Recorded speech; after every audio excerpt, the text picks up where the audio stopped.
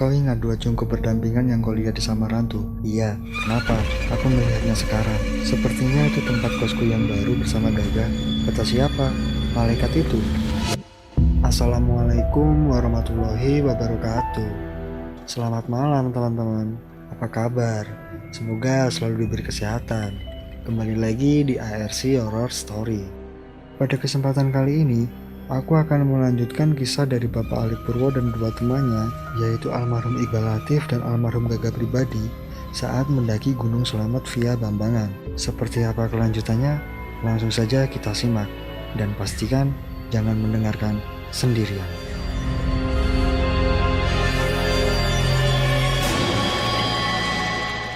Sayup-sayup kudengar teriak Iqbal dari atas. Aku berusaha bangun dari pingsanku, tetapi sungguh sulit. Bangsat, jadi ini rencanamu, desisku. Aku berusaha bangun, sangat berusaha karena kucium ketidakberesan. Tapi sungguh sulit. Kamu gak apa-apa, ayolah. Kamu gak apa-apa kan? Panggilnya bingung. Terlihat semak-semak di atas sana bergerak-gerak karena disibak. Diamlah di situ, sebentar lagi aku akan baik-baik saja. Tapi suaraku tak keluar. Kucoba gerakan ujung-ujung jariku, hanya sedikit yang bergerak. Sekarang aku makin jelas melihat rencana lawan raksasaku ini, dan aku harus bangun. Tapi terlambat. Iqbal sudah melihatku tergeletak.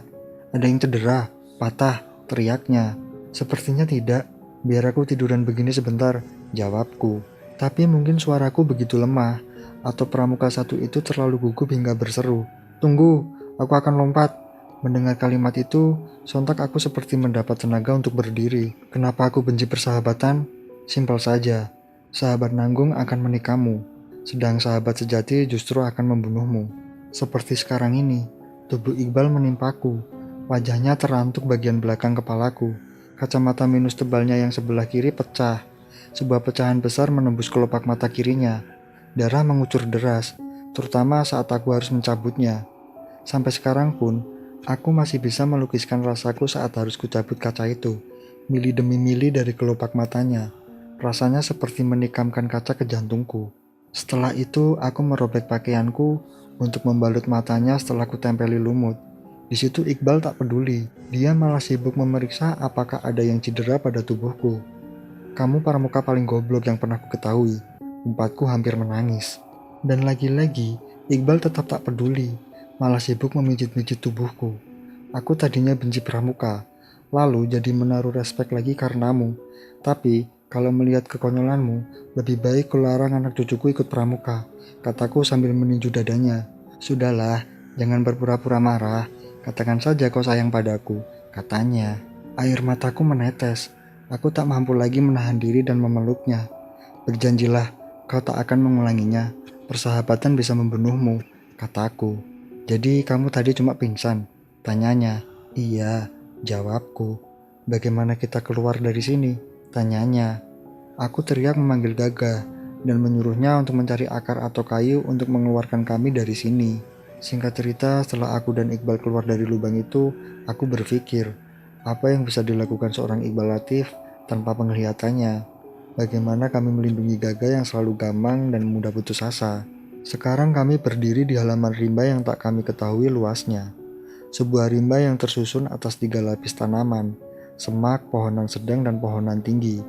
Aku juga harus bercerita tentang lapisan humus yang melapisi akar-akar tunggang. Bila terjeblos, kau akan terperangkap dalam ruangan bawah tanah yang rapuh dan lembab. Dan ini hutan perawan yang hanya bisa dilewati dengan merayap karena saking lebatnya. Pikirkan sendiri, bagaimana bila dalam posisi demikian kau bertemu macan. Kami mulai memasuki rimba, menempuh segala cara untuk menembusnya. Merangkak, melompat, merayap, meniti, dan memanjat. Berat, begitupun tak ada yang perlu diceritakan. Semua teknik itu lazim dilakukan. Tak ada yang istimewa, kecuali ini. Kemanapun kami pergi, kami akan kembali ke tempat yang itu-itu juga. Kita sudah mengambil jalan menurun terus dan membuka semak-semak baru. Tapi bagaimana mungkin kita sampai ke sini lagi? Apa kita naik lagi secara tak sadar? Tanya Gaga. Begitulah yang terjadi sepanjang sisa hari itu. Kami tetap berputar-putar di tempat yang sama. Makin lama makin banyak terowongan belukar, kami sendiri yang membuatnya. Menulis kembali kisah ini sangat luar biasa menyakitkannya. Jantungku di dalam sana yang sesungguhnya remuk, membusuk, kukeringkan, dan kubiarkan pura-pura berdenyut 28 tahun lamanya.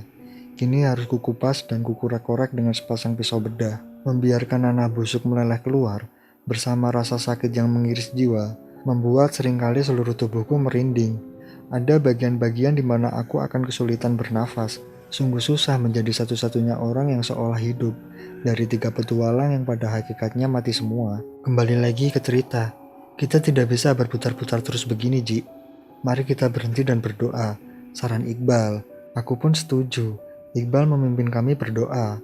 Hari sudah sore. Sebaiknya kita menginap di sini, kataku. Kami pun mematah-matahkan ranting tanaman dan mengumpulkan dedaunan untuk dipakai sebagai alas tidur. Aku mengunyah pucuk dedaunan untuk kutempelkan pada luka di kelopak mata Iqbal.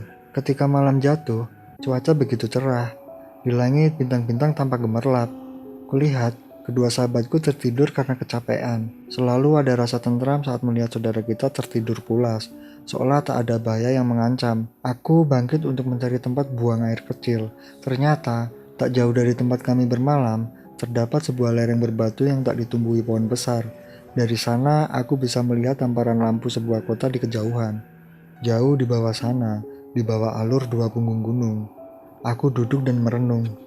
Kenapa aku tak turun menyusuri sungai saja? Air selalu mengalir ke bawah, dan tak mungkin berbalik lagi ke atas.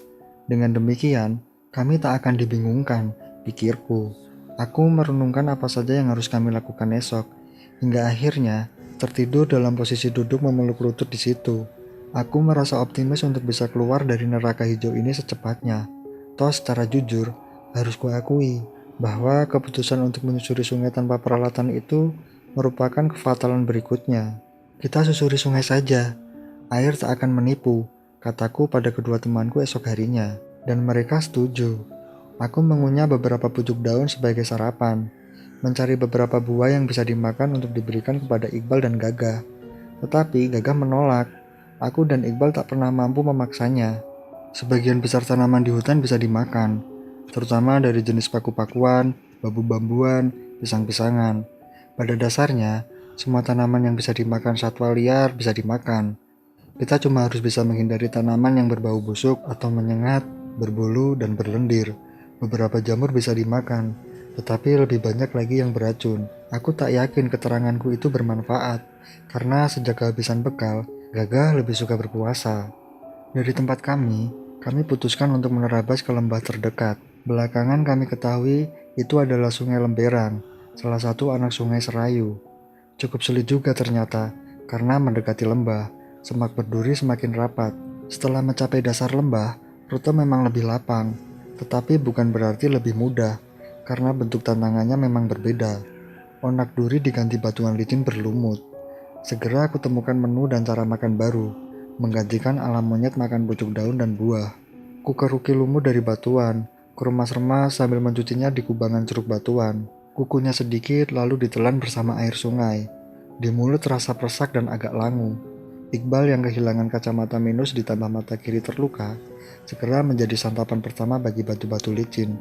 Dia terpeleset, terpelanting dan terbanting berkali-kali. Korban berikutnya si Gamang Gagah. Aku nyaris tak pernah jatuh, meski tentu saja sempat terpeleset. Jarak antara jeram tidak jauh, antara 5-10 meter lekukan, pasti terdapat jeram. Aku tak perlu melukiskan bagaimana kami menuruni satu persatu jeram ini. Yang jelas kami cukup mampu beradaptasi.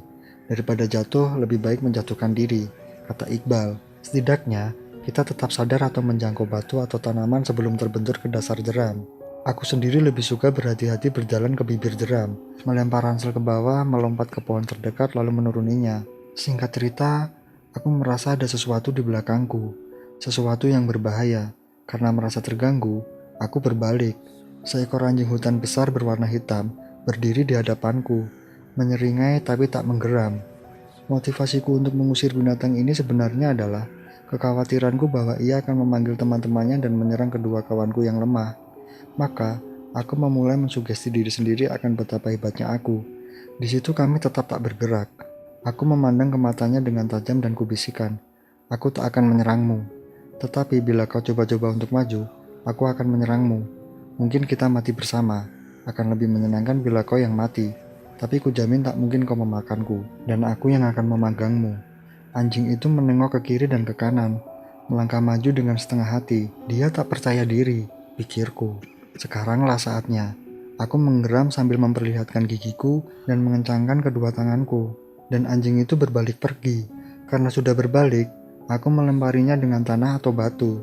Aku berharap itu membuatnya tak memanggil teman-temannya. Hari ini kita selesaikan pertempuran dengan baik. Kalau kita berhasil, gunung mana yang mau kau daki? Tanya Iqbal. Pada umumnya, setiap pendaki memiliki daftar gunung yang hendak mereka taklukkan. Mereka juga punya gunung tertinggi yang mereka obsesikan. Saat membicarakan ini, Gagah bangun dari tidurnya dan mendekat bergabung dengan kami sambil mengeringkan beberapa potong pakaian dengan api unggun. Semua gunung di Jawa Tengah sudah kudaki. Sepertinya aku akan bergeser ke Jabar dulu. Aku tertarik untuk menaklukkan rajanya Jabar, Cermai. Cuma, aku belum tahu siapa yang hendak kuajak. Bagaimana reputasinya? Apakah dia banyak membunuh pendaki? Iqbal berpikir. Kayaknya enggak, tetapi aku pernah dengar serombongan pendaki tersesat di sana. 2 mati kelaparan, jawabnya. Kelaparan adalah cara mati paling goblok di gunung. Gunung menyediakan air dan makanan. Kalau ada yang kehabisan, ya berarti mereka tak tahu cara mengambilnya. Kalau tak tahu, kenapa harus mendaki? Aku benci bila mendaki gunung dianggap wisata. Kataku, kalau aku ingin ke Semeru, tapi tergantung Alek. Kalau nggak sama dia, aku nggak berani. Kata Gagah tanpa ditanya. Ah, bahasanya terlalu kasar. Kadang mabuk di gunung, belum lagi temperamennya. Goda Iqbal. Ngapain juga orang harus berlagak sopan di luar tapi hatinya penuh sumpah serapah. Kalau musuh tertinggimu mana sih, Bal? Tanya aku. Selamat inilah target tertinggiku. Habis ini, aku ingin fokus kuliah dan bekerja agar membahagiakan ibuku. Jawabnya. Aku akan sangat kehilangan kamu, kataku. Tapi, di kalangan pendaki ada kepercayaan. Pendaki mati di puncak yang diobsesikannya. Misalnya Suhoki, kata Iqbal. Ah, siapa bilang kamu akan mati di sini?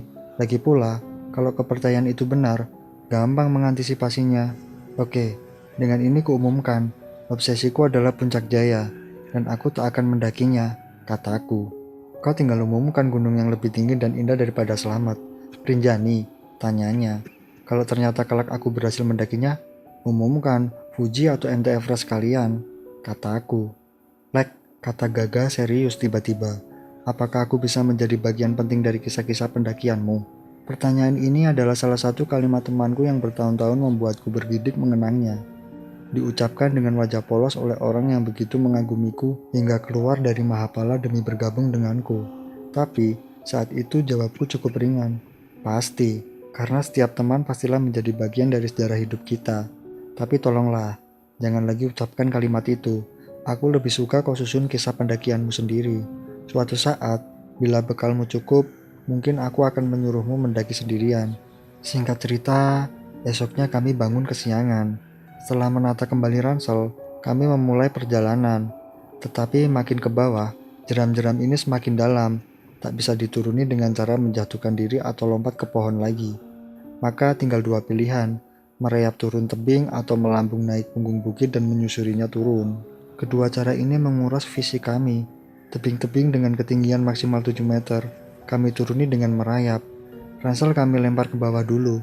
Lalu, aku yang pertama merayap turun. Bukan karena aku lebih berpengalaman, tapi karena badanku lebih kecil. Dari bawah, aku memandu Iqbal, mana batu yang aman diinjak. Iqbal akan gantian memandu Gagah. Jari-jari tangan yang tak kuat menahan berat badan, atau kaki yang terpeleset waktu mencari pijakan, sering membuat kami jatuh ke dasar jurang. Sekali lagi, sepatuku masih mampu meredam benturan. Tapi bagaimana dengan kedua temanku? Cedera akan menjadi keniscayaan, tinggal soal waktu. Saat ini kurasakan betapa dada sesak dan perih lagi. Mata memanas dan membasah. Aku akan segera sampai pada bagian di mana Iqbal jatuh ke jurang. Aku mencoba mengingat detail kejadian, juga perjalanan, keputusan yang menentukan langkah kami. 28 tahun ku ingat-ingat detail peristiwa jatuhnya sahabatku. Mencari adakah kesalahanku. Kesimpulanku tetap sama. Kecerobohan akibat capek yang luar biasa. Kami menyusuri sungai dan sampai pada jeram setinggi kira-kira 7 meter. Dengan hati-hati, aku mengajak Iqbal berdiri di bibirnya untuk mempelajari bagaimana cara menuruninya. Aku memimpin mereka naik ke punggung bukit. berpegang tanaman berduri atau akar pohon untuk menarik tubuh ke atas. Sampai di punggung bukit, aku merayap sambil memakai kepala, tangan dan bahu untuk membuat terowongan, menerobos belukar duri. Tak jarang, batang tanaman berbulu menampar wajahku, menambahkan rasa panas dan pedih pada bilur-bilur yang terukir di pipiku. Akhirnya, setelah menguras tenaga, sampailah kami di dasar jurang, sebuah lempeng batuan induk dengan sebuah alur kira-kira selebar tubuh manusia. Alur ini berair, dan lempeng batu tampak sangat licin. Kemiringannya sekitar 30 derajat, menuju jeram dalam kira-kira 5 meter di depan. Kedua temanku masih di belakang. Awas, sungainya sangat licin. Jangan menginjak batu, kalian harus berhenti di belakangku. Di depan kita jurangnya lebih dalam, kataku. Belum selesai kata-kataku, Iqbal melangkah ke samping kananku sambil berkata, "Coba kulihat." Dia terpeleset, tubuhnya meluncur ke alur sungai. Kedua tangannya sempat menggapai kiri kanan, tetapi batuan terlalu licin untuk dijadikan pegangan. "Iqbal!" teriakku. Aku ingin berlari menjangkaunya, tapi aku sangat sadar. Maju selangkah saja, berarti aku menyusul jatuh. Belum lagi, aku harus mencegah Gagah melakukan kecerobohan yang sama. "Kau diam di situ," bentakku pada Gagah. Sementara tubuh Iqbal sampai di alur sungai. Sampai kini, terekam jelas betapa tubuhnya meluncur turun, meliuk-liuk mengikuti kelok alur air itu. Belakangan aku tahu, Iqbal pingsan begitu tahu ia akan meluncur ke jurang dan jatuh ke bawah sana. "Iqbal!" Suaraku panik bercampur putus asa. "Di mana kau Tuhan? Hanya kau yang bisa mencegah ini. Aku tak minta kau tunjukkan jalan. Aku sanggup mencarinya. Tapi aku tahu pasti, hanya kau yang bisa mencegahnya jatuh." Ujarku sambil menangis. "Tenanglah, Lek. Tenang. Nasib kami bergantung padamu," hibur Gagah. "Kamu yang diam, bangsat." "Mana Tuhan? Mana? Apakah dia mau lari dari tanggung jawab? Dan semua hanya dibebankan padaku," teriakku. Gagah diam. Setelah aku agak tenang, baru dia berkata, "Bukankah kamu sendiri yang berkata bahwa mendaki gunung berarti menandatangani kontrak untuk mati? Kamu juga bilang di atas sana, ini hanyalah pilihan cara mati." Aku menarik nafas dalam. Sungguh perih rasanya. "Baik, kau tunggu di sini dulu. Aku akan cari cara menuruni jeram ini," kataku pada Gagah. Dengan kehati-hatian yang luar biasa, aku sampai di bibir jeram. Di bawah sana aku lihat Iqbal tergeletak tak bergerak, meski air terjun kecil itu memandikannya. Kujatuhkan ranselku ke dekatnya. "Iqbal, Iqbal," panggilku. Jeram itu setinggi kira-kira 12 meter. Mustahil kalau dia tak cedera. Kulihat tubuhnya sedikit bergerak. "Apa yang cedera?" tanyaku khawatir. "Gak tahu, badanku tak bisa kugerakkan," katanya. "Tunggu, aku akan turun ke situ," kataku. Sampai di bawah, kutemukan Iqbal pingsan lagi. Berarti dia mengalami kesakitan yang amat sangat. Tapi kulihat tak ada luka di kepala atau patah di kedua kakinya. Sekarang aku harus fokus untuk memandu Gagah turun. Dengan gamang, Gagah turun berdasarkan aba-aba panduanku. Saat di tengah menuruni tebing, Gagah putus asa. Dia masih sekitar 5 meter tingginya. Tangan dan kakinya gemetar karena takut dan capek. Pada akhirnya, ketika sudah benar-benar tak kuat, Gagah pun jatuh. Celakanya, tubuhnya menimpa Iqbal. Iqbal tak mengaduh karena masih pingsan. "Goblok," teriakku. Aku tak melanjutkan sumpah serapahku karena tahu Gagah cukup stres.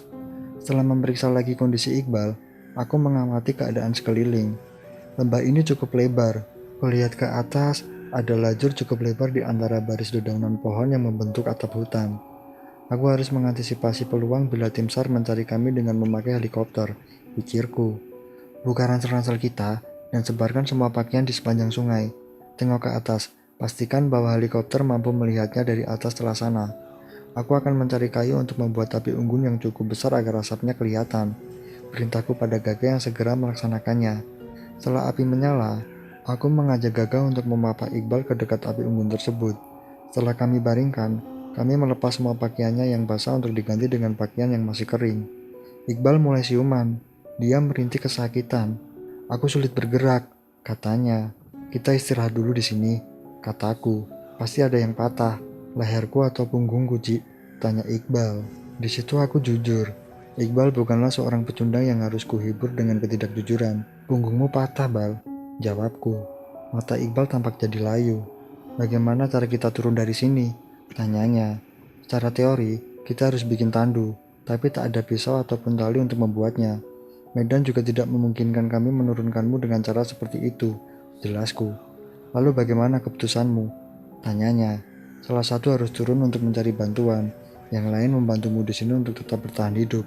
Jawabku sambil menarik nafas panjang. Tampaknya memang tak ada cara lain, jawab Iqbal sambil menahan rasa sakit. Aku menoleh ke Gagah. Kau pilih mana? Menunggu Iqbal atau turun mencari bantuan?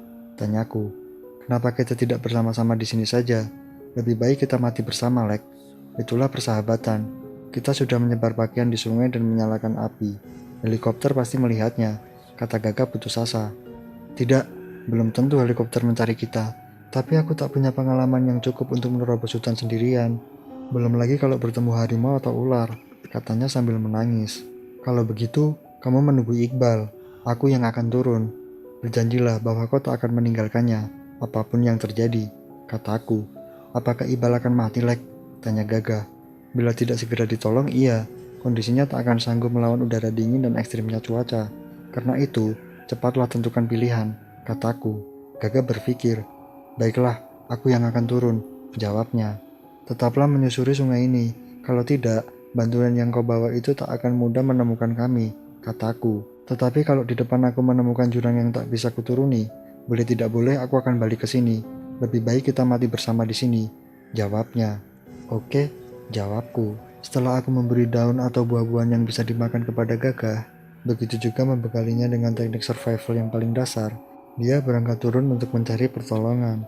Tapi sebelumnya aku berkata kepadanya, katamu kau selalu ingin menjadi bagian penting dari cerita pendakianku. Sekaranglah kesempatanmu. Ingat, jadikan sungai ini patokanmu. Jangan terlalu jauh menyusuri punggung bukit, atau kau akan terjebak ayat memang lagi. Pesanku. Dengan ragu, Gagah mulai melangkah. Setelah aku mati nanti, siapkah kamu menemukan mayat kedua, Ji? Pertanyaan Iqbal menohokku. Kau tidak akan mati semudah itu, Iqbal. Aku tak akan pernah membiarkannya. Kamu harus melawan sakitmu sendiri, kataku. Tapi kau tahu, sama baiknya denganku. Gagah tak akan pernah sampai ke desa, katanya. Kalau kamu lebih optimis bila ditunggui Gagah, kenapa tadi kamu tidak usul begitu? Kalau kau mau, aku masih bisa menyusulnya sekarang, kataku. Tidak, nyalinya juga tak memadai untuk menungguiku sampai mati. Belum lagi bila datang harimau atau kawanan serigala, aku tak bisa bayangkan mati dikoyak-koyak binatang buas. Lagi pula, aku lebih suka bila kau yang menungguiku, katanya. Gerimis mulai turun. Aku berhasil membuatkannya bivak dari jas hujan dan dahan pohon yang kuikat dengan tumbuhan merambat, sekedar untuk melindunginya dari hujan. Iqbal menolak tiduran, maka aku membuatnya duduk bersandar di atas tumpukan batu-batu yang kukumpulkan. Api unggun padam tak terselamatkan. Saat malam menjelang, kutemukan semua sisa korek api sudah menjadi bubur. Sisa rokokku terurai menjadi seonggok tembakau basah.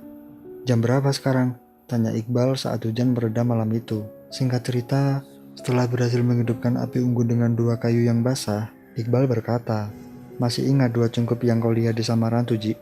Iya, kenapa? Jawabku.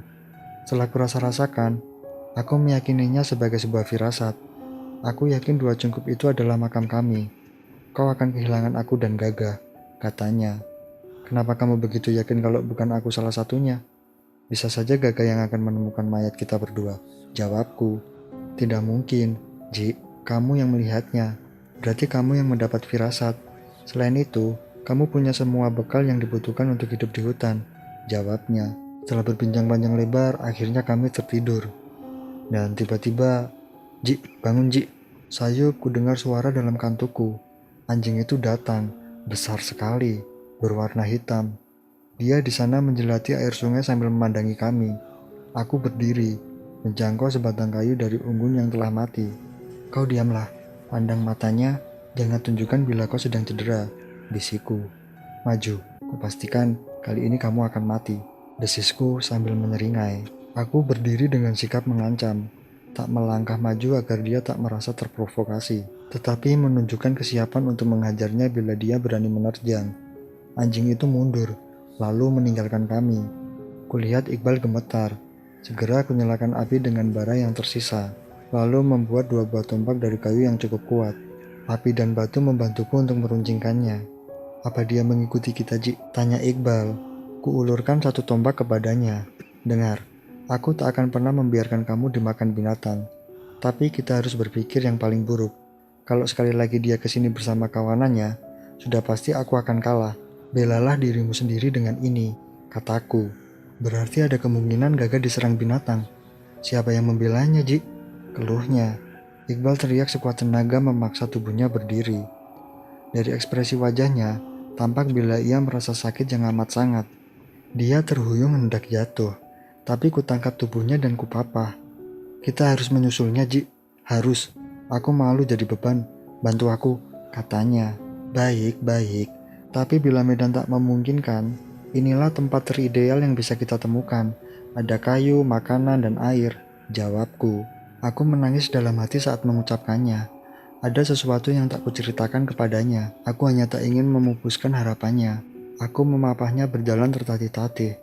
Butuh waktu lama untuk maju beberapa puluh meter, agar dia menemukan bahwa tempatnya jatuh tadi adalah lokasi bertahan terbaik. Lebih tepatnya, satu-satunya. Kini kami berdiri di atas sebuah air terjun yang sangat tinggi. Belakangan, menurut tim SAR ketinggiannya bisa mencapai 100 meter. Hah? Bagaimana kita turun dari sini, Ji? Tanyanya dengan lemah. Kita hanya bisa mengandalkan Gaga. Mari berdoa bahwa dia tak terjatuh saat mencoba menuruni air terjun ini. Tapi, kita tak bisa berlama-lama di sini. Bila hujan turun di puncak, kita bisa tersapu banjir ke bawah. Kita kembali ke bivak saja, kataku sambil memapahnya balik ke tempat semula.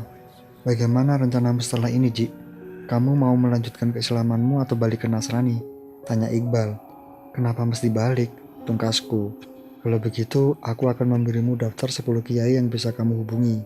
Tadinya, aku berniat mengantarmu, tapi sekarang, setelah yakin aku takkan pernah bisa pulang, aku hanya bisa memberimu alamat, katanya.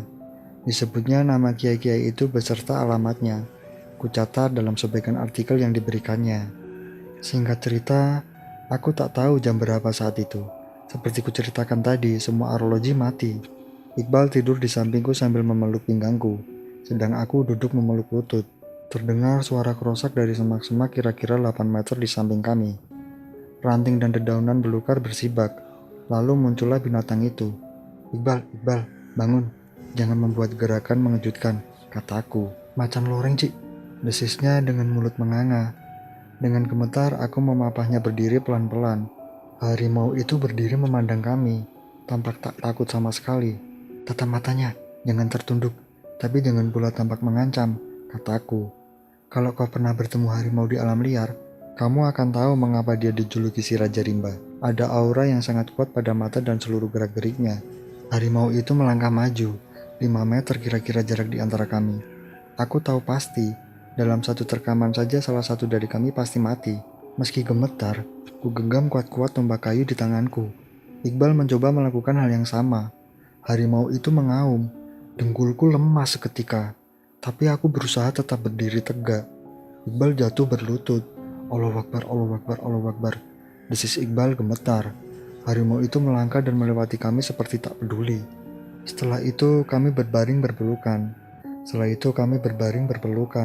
Entah tidur atau tidak, tapi kami bangun saat pagi. Ji, Puji, kita ini tahanan politik. Tiba-tiba Iqbal berteriak sebentar. Agar tidak menjadikan salah paham, akan kujelaskan kondisi Iqbal. Menurut analisa dokter tempat aku dirawat belakangan, putusnya sumsum tulang belakang ditambah hipotermia yang dialaminya sangat mungkin mengakibatkan halusinasi. Apa maksudmu? Tanyaku bingung. Kita ini tahanan politik. Lembah ini selnya, anjing dan harimau kemarin sipirnya, teriaknya. Maafkan aku sahabat, aku tetap harus menulisnya. Orang harus tahu cerita tentang lelaki kuat sepertimu. Aku celingukan, berpikir keras. Saat itu aku belum sadar bahwa dia berhalusinasi. Mereka menyodori ransum, Ji. Piringnya dilempar seperti aku ini maling saja. Katakan, Ji, haruskah ku makan makanan basi ini? Teriaknya. Jangan, jawabku sekenanya. Kau bisa mati keracunan. Nyebut bal istighfar, seperti tadi malam, teriakku. Saat itu, aku lebih berpikir Iqbal melihat hantu. Anehnya, tak ada rasa merinding di kuduku. Subhanallah, kata Iqbal. Dan berangsur kesadarannya kembali. Tolong papa aku, Ji. Aku pingin buang air besar, kata Iqbal. Di situ saja tak apa, nanti aku akan membersihkannya, kataku. Tidak, aku tak bisa berak dekat tempat kita tidur, bantahnya. Aku memapahnya beberapa meter ke bawah. ke aliran air agar kotorannya hilang dan aku mudah mencebokinya. Setelah selesai buang air besar, Iqbal kembali berhalusinasi. Emak, emak, maafkan aku. Selama ini aku cuma anak egois. Beasiswaku habis untuk beli buku. Kalau aku menerjemahkan atau memberi privat, honornya habis buat nonton film, teriak Iqbal. Dia memang memanggil ibunya dengan sebutan emak. Saat inilah aku mulai sadar bahwa dia berhalusinasi. Dengar, apa kamu tak malu kalau emakmu melihatmu kalah seperti ini? Pertahankan kewarasanmu, teriakku. Dia kaget, lalu kembali sadar. Ji, maafkan aku ya, maafkan aku, katanya. Singkat cerita, 4 hari lamanya aku tunggu sahabatku ini dalam kesakitannya menunggu ajal.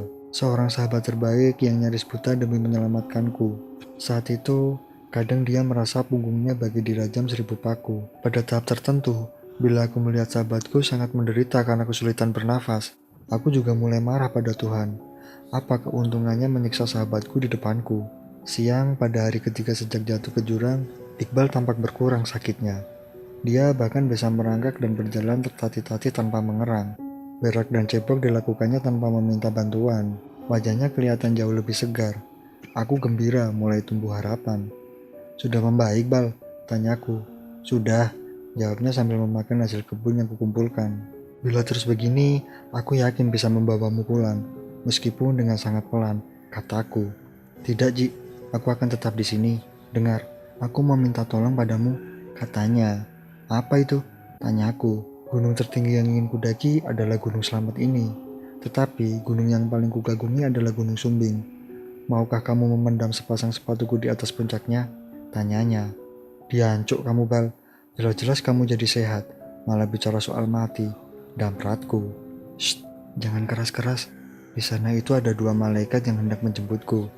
Mereka bisa dengar, bisiknya. Aku melihat ke arah yang ditunjuknya. Tak ada siapa-siapa, hanya pepohonan. Ternyata aku salah, kupikir kemarin mereka sipir. Ternyata malaikat. Wajah mereka bersinar. Sungguh damai melihatnya, katanya. Sesungguhnya aku sebal, tapi demi menyenangkan hatinya, kuanggukan kepala. Sebagai seorang muslim, wajib hukumnya memenuhi permintaan orang sebelum ajal. Tolong, pendam sepatuku di puncak Sumbing, katanya. Oke, tapi bila ternyata kamu selamat, aku akan ganti memintamu memendam sepatuku di puncak Jaya, jawabku sebal. Aku juga minta tolong, mintakan maaf pada keluargaku, terutama emakku, bahwa aku belum sempat berbakti. Katanya terbatas akan menahan sesak di dada. Tolong ambilkan bunga edelweisku, pintanya. Aku dengan enggan mengambilkan bunga yang dimaksud. Sekarang perhatikan kalimatku, dan tolong jangan salah paham. Berikan bunga ini pada gadis, karena aku memang menjanjikannya. Tolong tanyakan, bila tak ada kamu, apakah dia mencintaiku? Katanya. Pasti ku sampaikan. Jawabku serius. Kau tidak keberatan? Selidiknya. Tidak, sama sekali tidak. Jawabku, karena aku akan mendengarkan jawabannya. Katanya. Kamu sahabat yang baik, Ji. Katanya. Tidak, Bal, tidak. Kamu yang selama ini selalu mengalah padaku. Kamu harus tahu, aku sering berpikir untuk meninggalkanmu saja. Maafkan aku, kataku. Kalau orang diadili menurut pikirannya, surga tak akan ada penghuninya, Ji. Aku juga selalu berpikir kamu seorang yang sombong dan egois. Ternyata kamu berani mempertaruhkan nyawa untuk orang lain, katanya. Begitulah kami berdialog berjam-jam, saling membesarkan hati. Juga mengenangkan pendakian gunung yang telah kami lakukan bersama. Kuceritakan padanya pendakian yang kulakukan sendiri dan bersama orang lain di mana dia berhalangan ikut. Iqbal juga memintaku membacakan syahadat bila dia menghadapi sakaratul maut nantinya. Kau ingat 2 cungkup berdampingan yang kau lihat di Samarantu? Tanyanya. Iya, kenapa? Mau bicara soal firasat lagi? Tanyaku. Bukan, aku melihatnya sekarang. Sepertinya itu tempat kosku yang baru bersama Gaga, katanya. Kenapa bukan bersamaku? Tanyaku. Katanya memang bukan untukmu, jawabnya. Kata siapa? Tanyaku. Malaikat itu, jawabnya. Sungguh percakapan yang melelahkan. Sampai kini pun aku tak tahu yang dialaminya itu halusinasi atau bukan. Menjelang maghrib, gerimis turun. Entah mengapa, malam itu aku tak mampu menahan kantuk. Iqbal beberapa kali melepas pelukanku dan pamit ke belakang karena diare. Aku betul-betul tak kuasa melawan tarikan kantuk yang terasa begitu nyaman. Entah jam berapa aku masih mendengarnya mengajakku bicara. Ji, kedua malaikat itu kini sudah 2 meter di hadapanku, katanya. Sehabis itu dia terus berzikir, timbul tenggelam dalam serangan kantukku. Aku terbangun oleh sengatan matahari pagi. Tanganku menggapai mencari tubuh Iqbal yang tak ada di sampingku. Iqbal, Iqbal, panggilku. Aku berdiri dan kulihat tubuhnya tergeletak kaku di tepi sungai sekitar 5 meter dari tempatku. Aku mendekatinya, dan di situ aku bahkan kehilangan kata-kata. Mengguncang-guncang tubuhnya, memukul-mukul dadanya, memberi pernafasan mulut, dan memukul-mukul dadanya lagi. Aku memeriksa pupil matanya, memeriksa kekakuan tubuhnya, tetapi sungguh keterlaluan. Aku tidak menangis. Aku sudah menangisinya dalam hati sejak mata kirinya tertusuk kaca, hingga ketika dia sampaikan pesan-pesan yang kuanggap cuma halusinasi saja kemarin. Tetapi justru tak menangis saat kematiannya. Kadang-kadang setiap mengenang kematian sahabatku, kuhibur hatiku dengan berpikir bahwa mungkin air mataku telah habis, tapi selalu ada bagian dalam hatiku yang membantah. Kenapa kau tak berhutang air mata pada kesedihanmu di masa depan? Yang kuingat seperti permintaannya. Kututupkan kedua matanya dengan telapak tanganku, berlutut dekat kepalanya lalu mengucapkan syahadat. Ketika kutemukan mata dan mulutnya terbuka, maka kukatupkan mulutnya ke kepala dengan mengikatkan sobekan kaos. Pelajaran Islam yang diberikan Iqbal padaku sebelum itu baru sholat wajib saja. Jadi aku sama sekali tak tahu tentang sholat jenazah. Dengan susah aku seret tubuh Iqbal dari aliran sungai kembali ke bivak. Aku duduk di atas batu di dekatnya, mengamati luka pada kelopak mata kirinya. Tubuhnya yang kaku dan membiru, kemarahan mengalir ke ubun-ubunku. Akan kubalaskan penderitaanmu ini, sobat. Kalau saja dia bisa dengan tegas menjawabmu, mungkin kau tidak menderita begini, desisku. Ku ambil bunga edelweiss dari ranselnya, ku pelukan di dadanya. Bawalah bunga ini, Iqbal. Dia tak layak menerimanya. Kau akan mampu mendapatkan yang lebih baik. Dengar, aku tetap akan menyampaikan pertanyaanmu. Bila dia menjawab bahwa dia mencintaimu, aku akan langsung memutuskannya. Bila jawabannya dia tidak mencintaimu, aku akan hancurkan hidupnya lalu meninggalkannya, desisku. Saat itu adalah saat dimana segala sakit mencapai puncaknya, hingga aku tak bisa merasa sakit lagi. Aku lebih merasa bagai batu yang membeku. Aku duduk di samping jenazah sahabatku, yang selama 4 hari ku coba pertahankan hidupnya, dan ternyata sia-sia. Aku bertahun belajar kebal bisa, dan di sini tak kutemukan segelintir pun ular yang bisa kubesar dan kupanggang untuk menghangatkan badannya. Aku menaklukkan ungaran menerabas hutan tanpa rute, tetapi pengalamanku tak bisa menyelamatkan satu saja di antara kedua teman yang kubawa. Lalu muncul semacam kesadaran baru. Aku mengalami semacam krisis kepercayaan untuk mengajak teman dalam mendaki gunung. Bila aku tak mampu melindungi teman, kenapa harus aku membawanya mendaki? Gerutuku pada diri sendiri. Aku tak tahu berapa lama aku tunggu jenazah sahabatku. Bukan karena aku ingin mati bersama seperti yang selalu diinginkan Gagah, tetapi lebih ke menata pikiran tentang apa saja yang harus dilakukan. Sebelum dan setelah aku tinggalkan tempat ini, aku melepas sepatu sahabatku untuk kumasukkan dalam ranselku, mengatur ulang letak pakaian yang kami sebarkan di sepanjang alur sungai, membuat api unggun besar di tengah sungai agar tak merembet ke hutan, lalu menutupinya dengan dedaunan basah agar berasa banyak. Meski ku tahu semuanya akan sia-sia, asap itu langsung larut dalam kabut sebelum mampu menembus atap hutan. Dan feelingku, kami tak akan pernah dicari memakai helikopter. Singkat cerita, aku berdiri di samping jenazah Iqbal untuk berpamitan. Aku terpaksa meninggalkanmu, sobat. Aku harus berhasil pulang untuk melaksanakan semua pesanmu. Lagi pula, harus ada yang menceritakan ketegaranmu menjemput maut.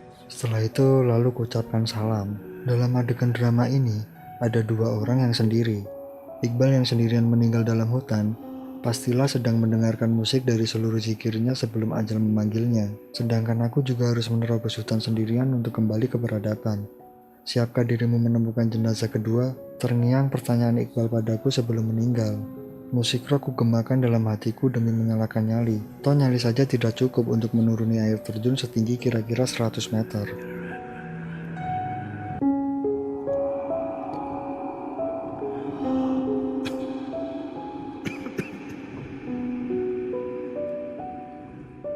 Itu dia teman-teman, pengalaman yang dialami oleh Bapak Alex Purwo dan kedua temannya saat mendaki di Gunung Selamat. Eits, tapi ini belum selesai geng. Jadi, pantengin terus channel ARC Horror Story untuk mendengarkan kelanjutan ceritanya. Terima kasih buat teman-teman yang sudah mampir ke channel ARC Horror Story. Jika kalian suka dengan ceritanya, silakan like, share, dan komentar. Jangan lupa juga subscribe sebagai bentuk dukungan kalian di channel ini. Dan jangan lupa klik tombol loncengnya, agar teman-teman gak ketinggalan cerita-cerita horor selanjutnya.